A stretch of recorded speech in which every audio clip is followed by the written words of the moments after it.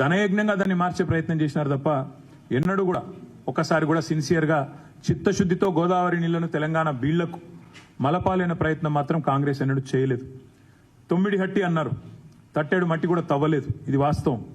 మహారాష్ట్రలో కాంగ్రెస్ గవర్నమెంటే ఉండేది, ఆంధ్రప్రదేశ్లో కాంగ్రెస్ గవర్నమెంటే ఉండేది, ఢిల్లీలో కూడా యూపీఏ గవర్నమెంటే ఉండే. అంటే 3 చోట్ల కూడా వాళ్ళకు సానుకూలంగా వాళ్ళకు పూర్తిగా ఒకటే పార్టీకి సంబంధించిన పెద్దలు ఉన్నప్పటికీ ఎన్నడూ కూడా సిన్సియర్గా ప్రయత్నం చేయలేదు. కాబట్టి మహారాష్ట్రతో అంతర్రాష్ట్ర ఒప్పందం కూడా చేసుకోక దానికి ఎత్తు ఒక సాకని ఇంకోటి ఒక సాకని అంతర్రాష్ట్ర వివాదమని నీటి లభ్యత లేదని రకరకాల మాటలు చెప్పి ఆఖరికి ఏమి చేయకుండానే తట్టేడు మట్టి తీయకుండా ఒక కాలువ దవ్వకుండా మరి మొబిలైజేషన్ అడ్వాన్స్ల పేరిట కాంట్రాక్టర్లకు మాత్రం అడ్డగోలుగా 1 కాదు 2 కాదు అడ్డగోలుగా ఆనాడు మరి వారు కాంట్రాక్టర్లకు మొబిలైజేషన్ అడ్వాన్స్ ఇచ్చి 10 ఏళ్ల పాటు ఆనాడు టైంపాస్ చేసినారు. ఇగో ఆనాటి కాగ్ రిపోర్ట్లే సాక్ష్యం.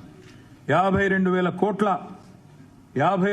కోట్ల అవినీతి అని నేను చెప్పడం కాదు, ఆ రోజు కంట్రోలర్ అండ్ ఆడిటర్ జనరల్ కూడా వారిని తప్పుపట్టినారు. ఆనాడు 52,000 కోట్లకు సంబంధించి ఇది డెక్కన్ క్రానికల్ అనే పత్రిక రాసిన వార్త. 52,000 కోట్లు అని చెప్పి ఇది టైమ్స్ ఆఫ్ ఇండియా అనే పత్రిక Jalayagnam the mother of all frauds అని చెప్పి ఆనాడు టైమ్స్ ఆఫ్ ఇండియా అనే పత్రిక రాసిన వార్త.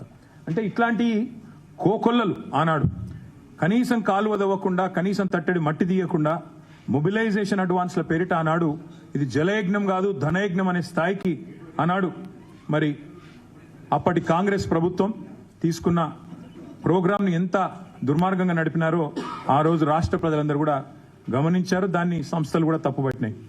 10 ఏళ్లు కేంద్రంలో 10 ఏళ్లు ఇక్కడ ఆంధ్రప్రదేశ్లో 10 ఏళ్లు మహారాష్ట్రలో ఉన్నప్పటికీ ఒక్క అనుమతి కూడా కనీసం గోదావరి మీద సాధించని దుస్థితి కాంగ్రెస్ యొక్క ఆనాటి కాంగ్రెస్ యొక్క పార్టీ యొక్క దివాలా కోరు రాజకీయానికి నిదర్శనం మళ్ళొకసారి నేను విజ్ఞప్తి చేస్తా ఉన్నాను. తెలంగాణ రాష్ట్రం ఏర్పడ్డ తర్వాత ఎందుకంటే నీళ్ల కోసమే జరిగిన పోరాటం కాబట్టి నీళ్లలోనే నిప్పులు పుట్టించిన ఉద్యమం కాబట్టి తెలంగాణ రాష్ట్రం ఏర్పడ్డ తర్వాత గోదావరి నీళ్లను మన బిల్లకు మళ్లించాలనే ఒక సదుద్దేశంతో ప్రాణహిత చేవెళ్ల ప్రాజెక్టును ఆనాడు ఎందుకంటే సిడబ్ల్యూసి స్వయంగా చెప్పింది ఈ ప్రాజెక్టు సరైన ఆలోచన కాదు అని. అందుకే కేసీఆర్ గారు నిపుణులతో మేధావులతో రిటైర్డ్ ఇంజనీర్లతో సర్వీస్లో ఉన్న ఇంజనీర్లతో అదేవిధంగా కేంద్ర ప్రభుత్వ రంగ సంస్థలతో అందరితో కూడా చర్చించిన తర్వాత వాటి నివేదికలు తీసుకున్న తర్వాతనే ఆనాడు గోదావరి నీళ్లను తెలంగాణ బిల్లుకు మళ్లించాలనే ఒక భగీరథ ప్రయత్నం ప్రారంభించినారు. అప్పటికే మహారాష్ట్ర చెప్తా ఉంది అక్కడ బీజేపీ ప్రభుత్వం వచ్చింది. మేము ఎట్టి పరిస్థితుల్లోనూ కూడా 9 హెట్టి దగ్గర ముంపుకు గురవుతుంది మా ప్రాంతం కాబట్టి ఒప్పుకోం అని అక్కడ మహారాష్ట్ర ప్రభుత్వం తెగేసి చెప్పింది.